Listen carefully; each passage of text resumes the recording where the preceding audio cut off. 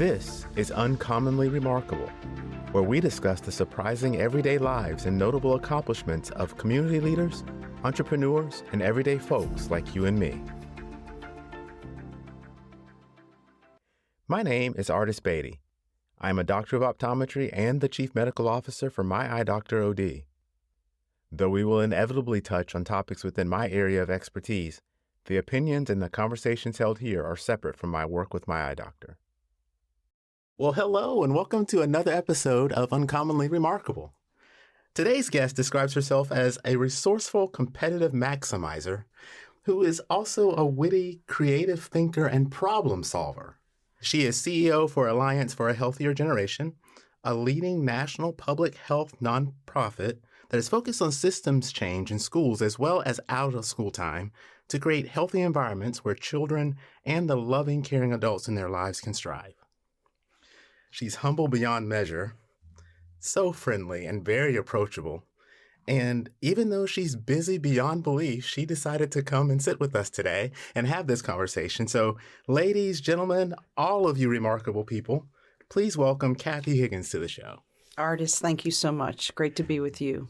This is so exciting. I actually cannot believe I got you to come over and talk with me because I see you going back and forth, and I know that you're busy. You've got the boys, you're doing all these things. And we were planning on sitting down and talking, and schedules kind of changed. And then you went through a move and all these things. And then I actually got back some of the information you sent me about yourself. And I was like, oh my God, where does she find any time at all? And so I'm very honored that you decided to spend some time with us today. Well, that feeling's mutual. So thank you. We have so much to talk about, and I am thinking about where we're going to start. And maybe it's best to start talking a little bit about what it is that you do today as a CEO and Alliance for a Healthier Generation. Because I spent some time tooling around on the website and learning a little bit more about the organization, and I found it fairly fascinating. And it's interesting from my perspective because I did not realize that an organization like yours really existed.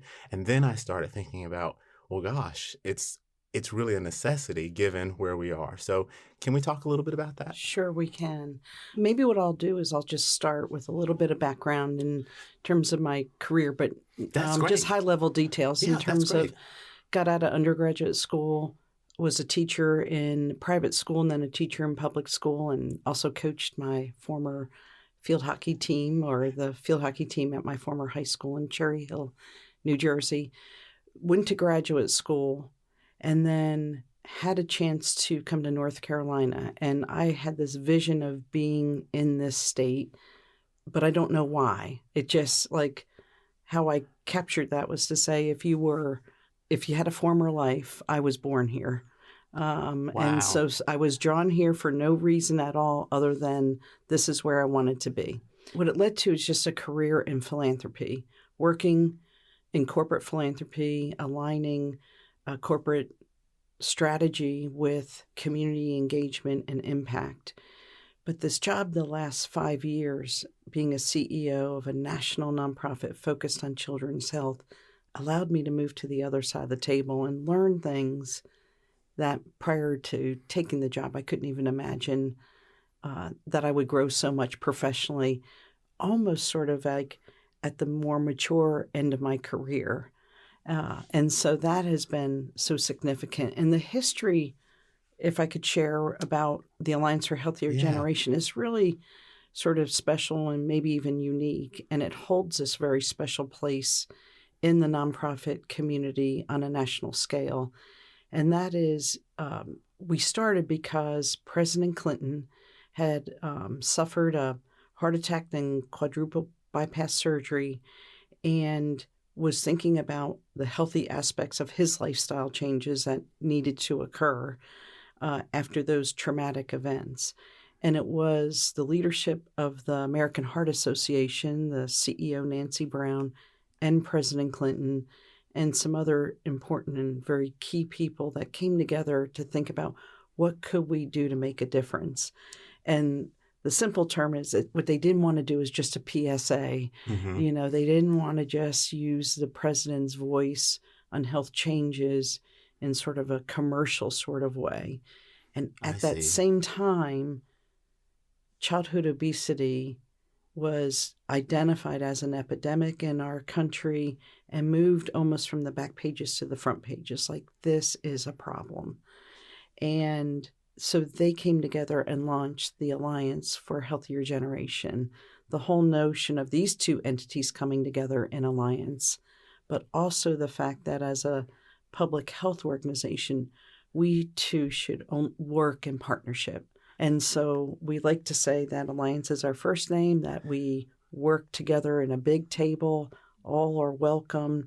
And so we also had this perspective of equity early in our forming as an organization. That is interesting to hear, because there have been other administrations that have looked for ways to help to make sure that children were well taken care of or healthy. So I remember growing up, as an example, we had the fitness testing during the President's Council on Physical Fitness and Health. Yes. That's right. Yes. That's right. And so, you had to perform a certain number of physical tests during this period of time. And it was a way for people to build awareness and understand that it was healthy for children to also be physically fit and assess where that fitness was.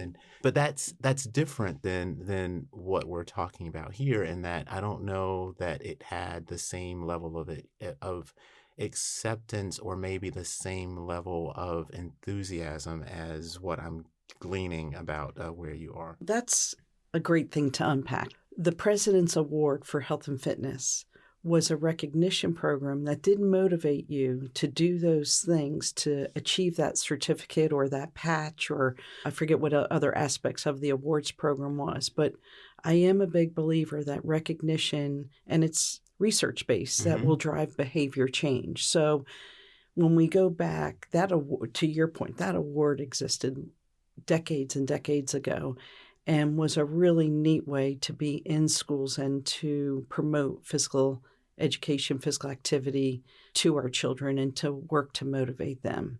But what we know is that so many changes occurred over time. The busyness of families, the economics of households, the access to healthy foods, or the ease and access of unhealthy foods to folks, the sugary drinks in schools as a fundraising model for schools to actually have money to support some of their activities. So the other key part of President Clinton and the Heart Association coming together, the third leg to the stool, was the Robert Wood Johnson Foundation, really not only providing the financial resources, but bringing their greatest minds to the table and thinking about, from a strategic standpoint, what would a leading national public health organization look like? And what does it need from an operations standpoint to operate nationally but deliver the work locally? Yeah. And so they, along with all the other entities, had that vision that we're an organization that was created that has a technology backbone unlike any others, that we invest in our marketing communications and we really follow commercial best practices. So not unlike any company that you would interface with, like we use the same tools, the same resources, the same creative thinkers that you would find in the private sector. That we have measurement and evaluation. We care about what we do, and we want to make sure that our work is making a difference. Is anyone better off, is what I constantly ask every day to our employees, because reach is important. Right. It's important. And we have numbers of impressive reach, the number of schools we're in, the number of families we connect with, the number of school children we interact with. But is anyone better off is what really matters. And that's why we're a systems change organization. And the fourth piece or pillar in our organization is a subject matter expertise, that we have folks that know how to operate in evidence-based or evidence-informed work. And our model is a continuous improvement model. So we work with schools in policy and practice change. We help them with their wellness policies. So that to me is key, right? So you said a couple things that I want to go back to. Okay. One of them we started with because it's not only the children, but the adults that care for the children. Yes. Can you talk a little bit about that? Sure. So, and a couple of areas of our expertise in there has really blossomed in the last 5 or 6 years. And that's because of funding resources that we've received. And so we didn't have a formal way to communicate, let's say, with families or caregivers or parents. And because of Kohl's and their investment in our work, that allowed us to create really effective communication tools, easy to apply healthy cooking and recipes for families, stress relief opportunities, and quick bites. That's what families need. They need health to be broken down into seconds or minutes, not hours or days. And they need to be able to absorb resources that will help them when they need it most. And that's what we've been able to do with the investment of Kohl's now over a 6-year period and going into, we just have a renewal with them for 3 more years. And so that has allowed us to reach families. The other piece that we were able to do so effectively, and especially when COVID hit, so we all know what we were doing on or around the week of March 15th, 2020. Yeah. We were able to pivot immediately because what I hadn't mentioned is that as a national organization, we're virtual. So all our employees work where they live, live where they work. And so our ability, we'd been operating in a Zoom Teams environment since that existed. But we'd been virtual since we existed. And so we've just always been able to absorb, adapt, perfect the tools that are readily available for communication and connection. And so for us, we immediately started thinking about staff wellness. And if you think about COVID, schools were no longer 4 walls of learning. Yeah. What happened is they became the food pantry. They became the access to healthy foods and access to meals for families and the community. They became the public health epicenter in a community because they start partnering with health departments or for accessing their vaccinations, and they became an opportunity to communicate around stress reduction programs to families during this really confusing time for folks. So we immediately pivoted and focused on staff wellness, knowing the whole put your mask on in the airplane before applying it to your children in an emergency. And we just felt like we needed to reach the teachers, the administrators in schools and support their health and well-being so that they could be there for their community. And I think I read that you're involved with 52,000 schools or so. Yes. Yeah. That's enormous. Yes, it is. And so how do you manage dealing with that volume of students, teachers, and parents when we're thinking about those 52,000 schools spread across the nation? Sure. Yeah. One aspect of that number is that it's a cumulative number of who we have connected with, interacted with, worked with, or who proactively is reaching out to us and working with us. One of the innovative ideas of the folks that started our organization was this technology platform. So we're now about to celebrate our 20-year anniversary. So we're 19 years young as an organization. And if you think about going back 20 years and thinking about the importance of technology, and then the ability to access. So what is called our Action Center, all our resources serve on our Action Center. And so any school can sign on for free and access the tools and resources that they need. And same with families and parents and caregivers, and anyone who wants our resources can get that.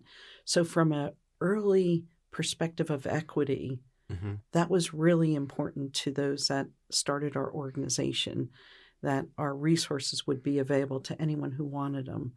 The other piece to that 52,000 schools is that 70% of those schools are Title I schools. So that means that they, from a federal poverty level or free and reduced lunch measurement, that they have the highest need students that are attending their school. And so, we have a vision that we want to reach every Title I school and make sure that they are equipped to be as healthy as possible in their policy and practice change. So that's the other piece to it.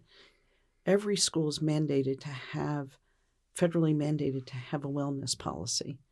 What our work is to make those wellness policies with the school and with the data come alive and really focus on what are the things that they want to change most and work them through a continuous improvement process, business process engineering right there at the school level to improve policies so that they can create the environments for healthy children. And that was going to be my next question, kind of thinking about policy and policy change.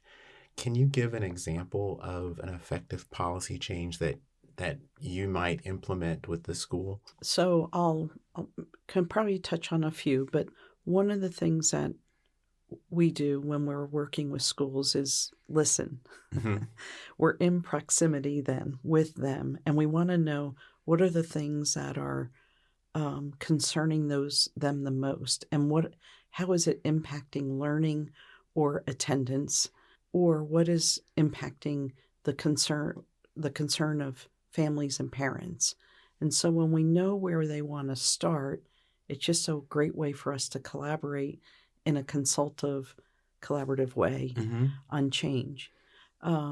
What we know is that many school systems might have policies in place that are really not favorable to children that come from low-resource families, or our brown and our Black children, and our children that are really from marginalized communities. And so often what they have is restrictive, really punitive policies that, and the example I'll give is on vaping and tobacco use. Okay. And so what we know is that the industries are marketing to these children. Right. They're marketing them. And when we know with vaping is it tastes like bubble gum or smells like blueberries, or it looks like a device that you wouldn't even know. You wouldn't even, as an adult, necessarily know what if it was it could be a pen. It could look like something that not like what you're used to looking at. Totally innocent, right? Totally innocent. It's an addictive product. And we really work with the schools to come up with restorative practices on how to deal with change. So instead of expelling children, let's just say as a process into dealing with a problem or an issue or something that was identified, we work with them to come up with different practices on how do they support that child? How do they get them into a program that will help them shift that addiction to more healthy living ways? And how do we not take children and remove them from school? Vaccinations is sort of another area. If you think about when we went through COVID, plenty of folks didn't know what well child visits were. Right. That's really sort of a privileged class of comment. And what we know is that children were being expelled or kept from school if they weren't up to date on all their vaccinations. Yeah. Well, they missed all those, and folks are working. They don't have access to maybe the easy access to the public health opportunities to have those. And we worked with schools, in fact, in North Carolina, in Bertie and Robertson County, work with schools to be then the convener of the providers in the community, the healthcare, public health folks, the folks that would provide the vaccines, and use the schools as almost that opening area where people could come together.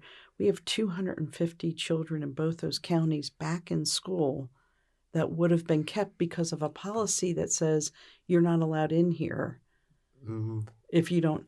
Instead, working with the school to say, wow, when that happens, here's what we do. We convene people, we work together.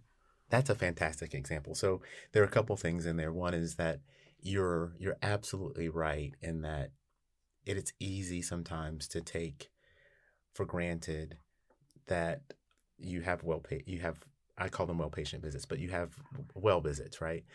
Because that is not necessarily the norm for the maybe even the majority of the population, right? And that you are going to seek healthcare when you have a problem that needs healthcare, not in anticipation of or preventive of, right? That's right. And so when we think about schools, there have been a lot of programs that have been designed around helping to bring some form of healthcare to the student from a preventive standpoint.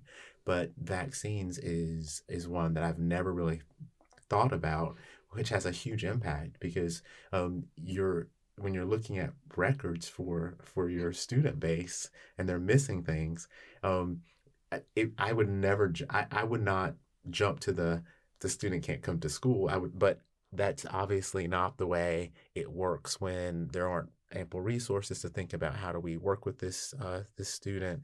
If there's not policy around, instead of the policy being to expel or to prevent the student from coming, this is what we do instead. And so that's amazing work to really be able to get with the school and try to help them think through that. You said that you listen, and how do you work with schools who maybe don't know what they don't know, though, right? That's a great question. And one is that we are able, I mentioned another key asset of our organization is our measurement and evaluation and access to data. And Okay. so we're able to share community-based data directly with the school or school-based, and schools have a lot of data.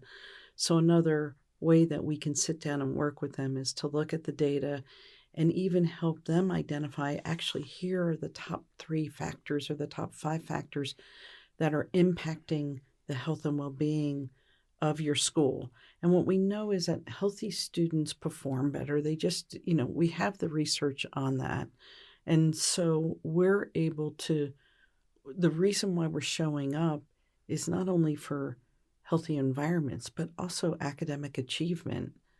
And what we also want to do is make school a place where students are showing up. And absenteeism is a big deal. And it's a big issue. And so we want to make sure that, first off, kids are there and that they have full bellies worth of good food, that they feel supported, that they feel psychologically safe, that they're interacting with teachers that also feel that way, and that they are, living in a healthy environment to help them thrive. And you said that you feel like you've gotten to see it from the other side of the table. Mm-hmm. And you had a long history with Blue Cross Blue Shield of North Carolina in various roles. How has this side of the table flip really happened for you? Can you talk a little bit about?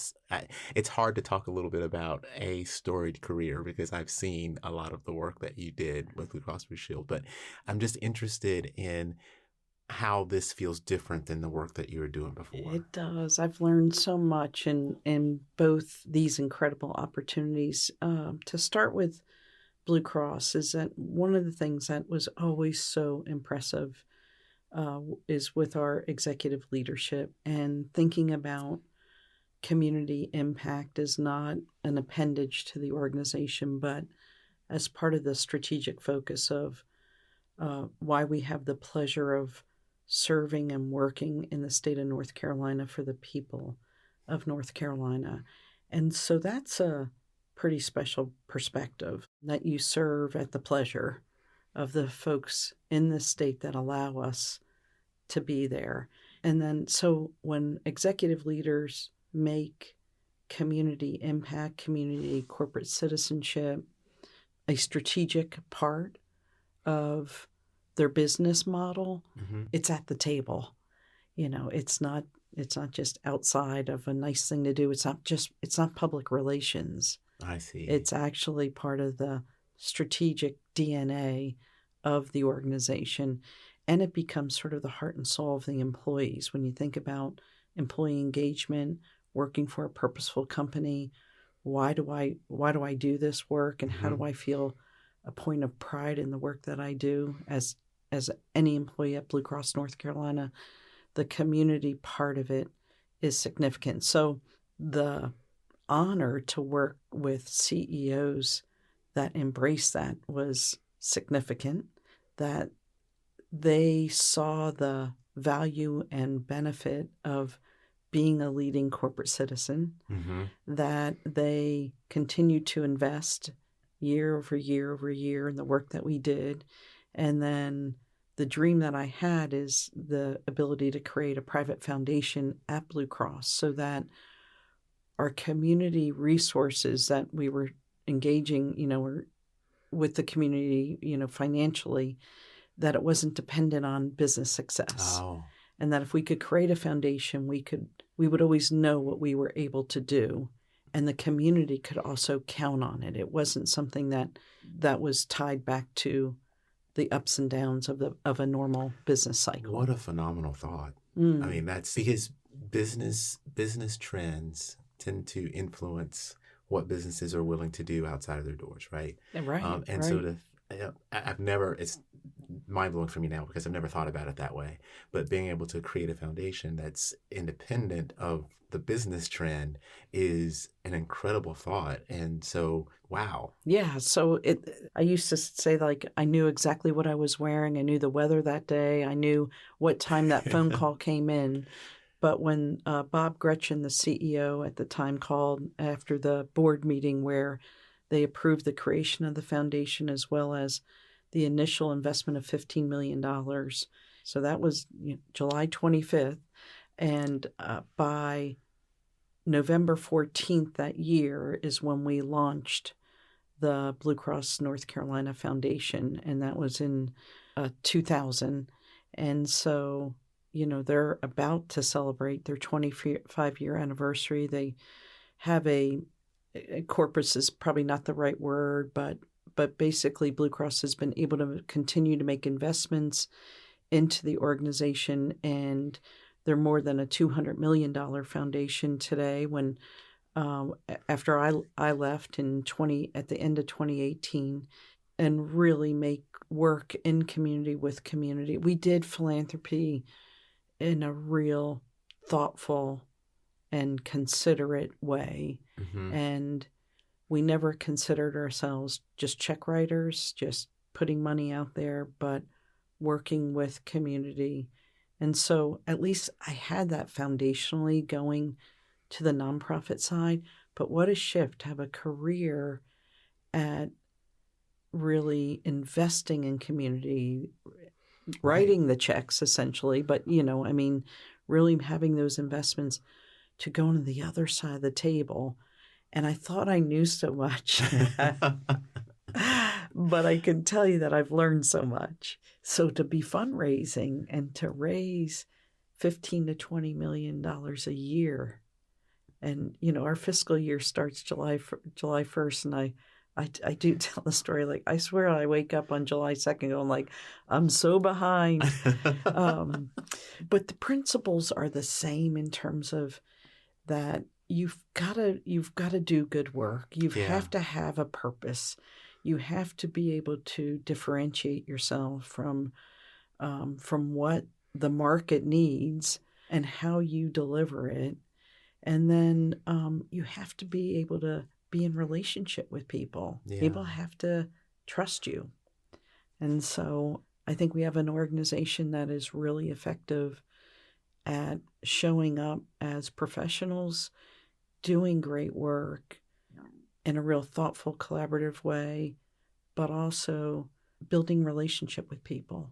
Is there one thing that you can point to and say, if I had not done my work at Blue Cross Blue Shield, I would not be successful at Alliance for Healthier Generation? Mm, that's a great question. I think because at Blue Cross, we took relationship building, so we made it such a priority. It was our DNA.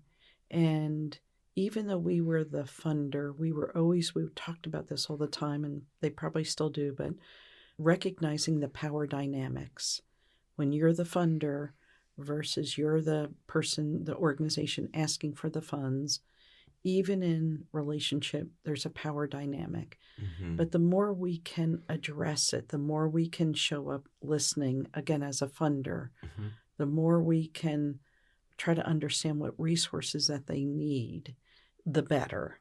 And so what I learned at Blue Cross that I've been able to take with me that is I understand, especially in corporate philanthropy and also foundation philanthropy, I understand that there's a set of goals that they are seeking to achieve. They have a strategic focus. They have a reputation focus, and understanding that and showing up first in those conversations by knowing that they're wired based on the impact they're seeking to achieve.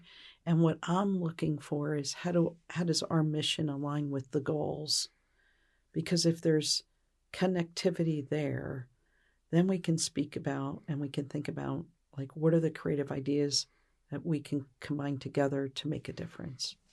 One of the things that you mentioned that I think is worth pulling out again is the engagement of the people who are working towards the goal, right? Absolutely. Yeah.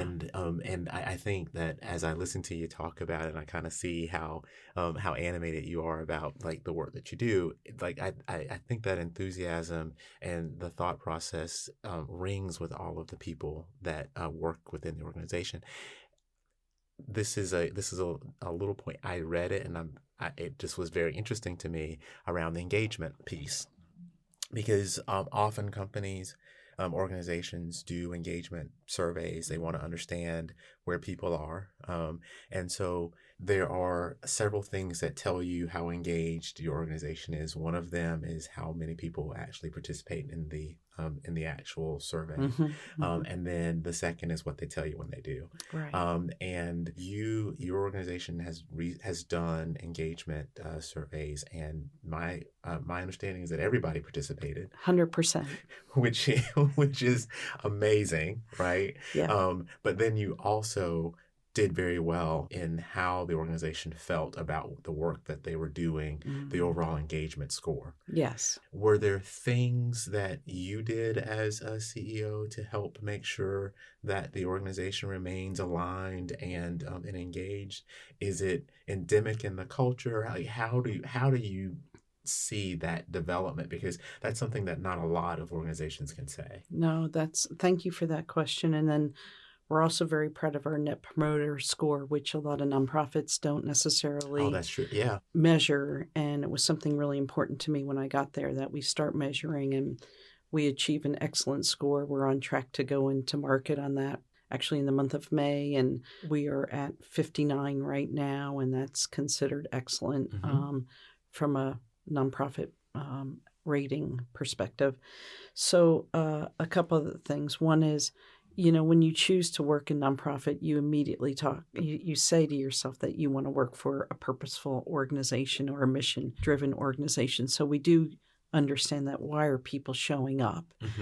I'd look at our 100 employees and think at any given day, by the end of the day, they could be employed somewhere else and perhaps making more money, or most likely making more money. But what would make them want to stay? And the thing that I feel like I learned from Brad Wilson, our former CEO at Blue Cross in North Carolina, and continues to grow in terms of my own leadership and what employees need, and that is this notion of psychological safety in their organization. And for me, it's so much more than just trust. So I would just say that 10 years ago or 15 years ago, this whole like, how do you build your trust quotient within your organization and how important that is. Mm-hmm. And that is important. I think psychological safety is an idea that's even bigger, and it's so individualized, and people need to know that they can show up at work in an authentic way, that they can have a voice, that they can have perspective, that they are seeking transparency and communication, that they need and deserve flexibility. And I think we're really working. So we feel like that's a journey. Yeah. Like we haven't figured it out, but we're committed to it. And I think employees more and more every day in our organization believe in our commitments to better communication, anything we can do to support the health and well-being of our own employees, understanding, I didn't touch on this one yet, this is critical, having a vision for your organization is so important. Yeah. And employees need to hear about it a lot. Like saying it once or saying it 10 times is nowhere near enough. They have to hear constantly about what is the North Star, how do we get there, and then how do they bring their understanding of their work and then the autonomy of their work, the purposefulness of their work, and bring us there. Yeah. And so we are just constantly working on this. And I think we're at a really good place where employees recognize, like, we're committed to this healthy environment, we're committed to better communications, and we're committed to having high expectations for our own performance. Yeah. So that we're making a difference for the children that we're there to serve. That's incredible. And it's really inspiring to hear you talk about that particular aspect, because I think with all of us who are in organizations, our goal is that people who are involved with or work in the organization really understand the vision, where we are today, where we want to be, and the roadmap on how we're going to get there, and the importance of people understanding how they contribute to making the journey cannot be overstated. It's really, really important for people to understand that, because the more that they understand how they can help, not only do they feel like I'm coming to work with this thing that I'm doing that's going to help this organization, but it also helps to make sure they're aligned with where they want to be too, right? Absolutely. Yes.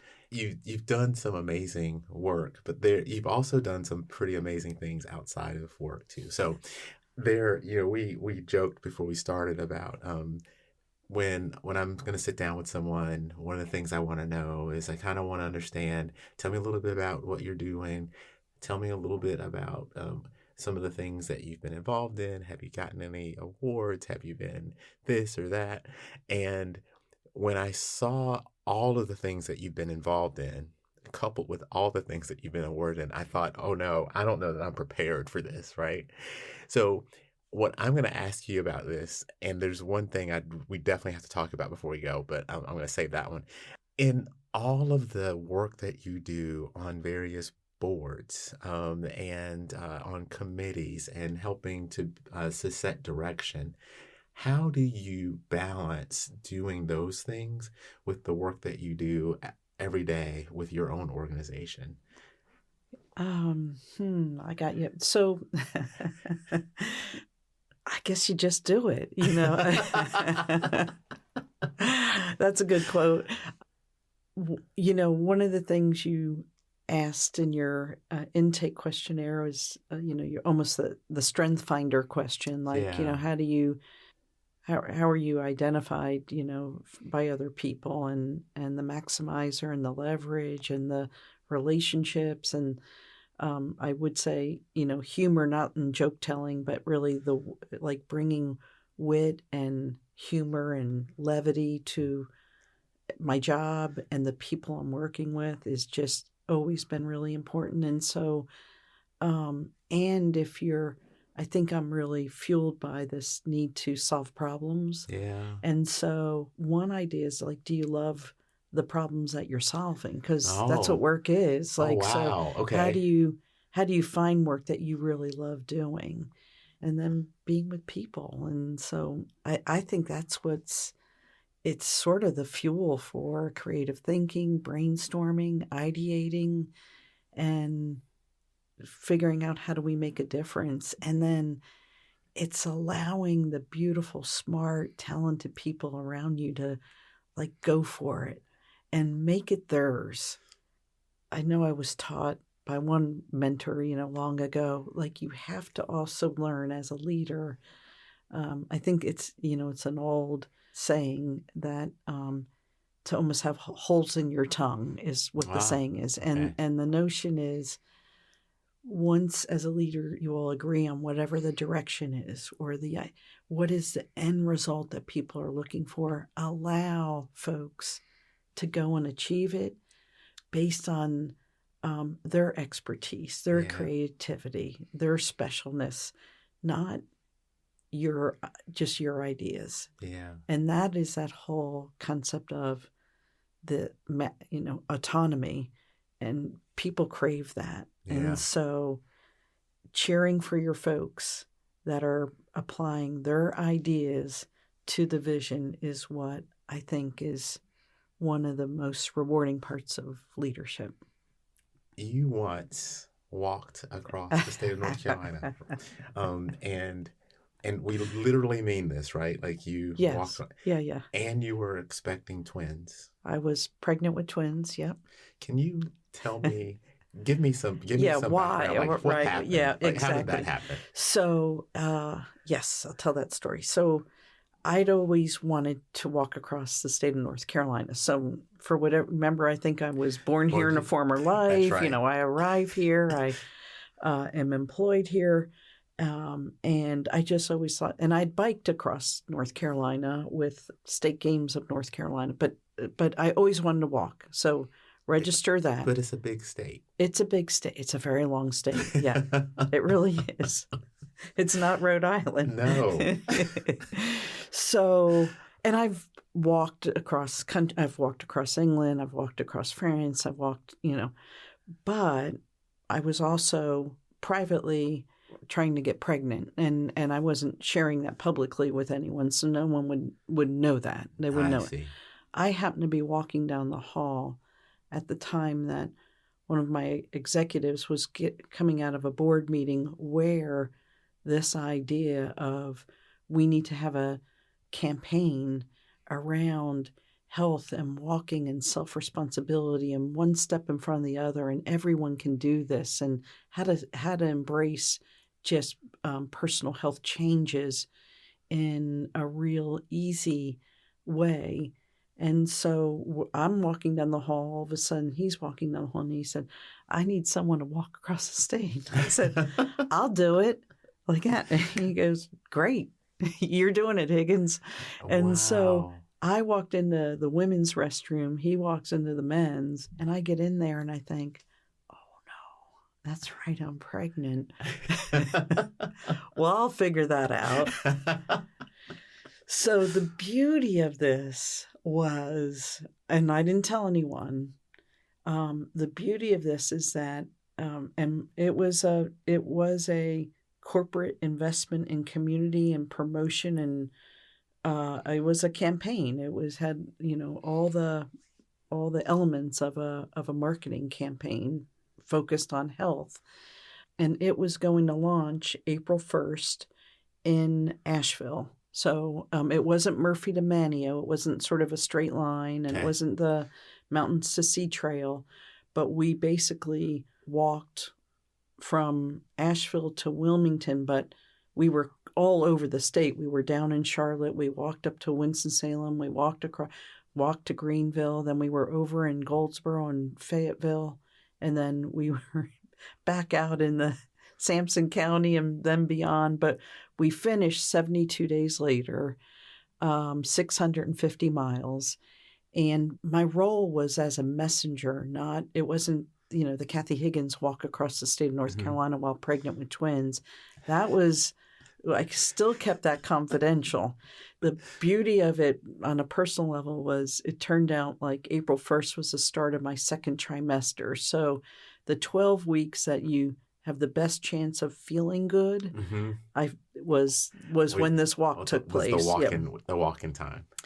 And if you think about at any given time, wherever I was in the state, I could, like on a Friday, we'd walk like 20 miles in the morning, and then I could drive home and have a doctor's appointment to get checked out like every other week, basically. Yeah. With my OB-GYN and my high-risk doctor. So I had my medical team, just my normal medical team, for being pregnant with twins. But again, that wasn't the story. Yeah. The story was about promoting walking, self-responsibility, you can do it kind of thing, and little steps lead to big changes. And so when we got to Wilmington and, there were thousands of people on Front Street, the waterfront there, and police escort and fire engine escort, and, the whole festival was taking place. And my CEO at the time, he got up to the mic and said, "Can I tell him?" And I was like, "Sure, go ahead." So that was the point. Like, my personal health was not on the forefront. It was the background. That's amazing. That's amazing. Yeah. I wanted you to tell that story because I think it really tells a lot about who you are as a person and all the work that you've done. Because to think about walking across the state and not telling anybody at all that, hey, this is not about me, it's about the cause. And then to hear you talk about your work at Blue Cross and then your work today and how you think about running the organization, what it is that you want to draw from people, even the time that you spend talking with the individuals at schools and how you think about the organization's work with the schools. It all fits together and really says a lot about who you are as an individual. Thank you, Artis. And really why I wanted you to come and have a conversation with us Thank today. you. Thank you. So it has been phenomenal. I feel like, though, there's probably a part 2 out there somewhere that we're going to talk about because, we didn't talk about your athletic Hall of Fame stuff. Yeah. And you mentioned coaching. And so right. There's some other things in there that we are going to have to touch on. And it will be really cool to hear also updates on how your organization is continuing to grow and progress too. So thank you. I'm going to make the commitment that we're gonna have you back as long as you're willing to come back. I would love that. Yeah. If you've enjoyed listening to Kathy and our conversation, then please tell somebody else. It's great to have someone else be able to hear the conversation and enjoy it as well. Make sure that you subscribe so that you know when we have new episodes. And thank you for all the things that you do out there to be remarkable. And so until next time, stay remarkable.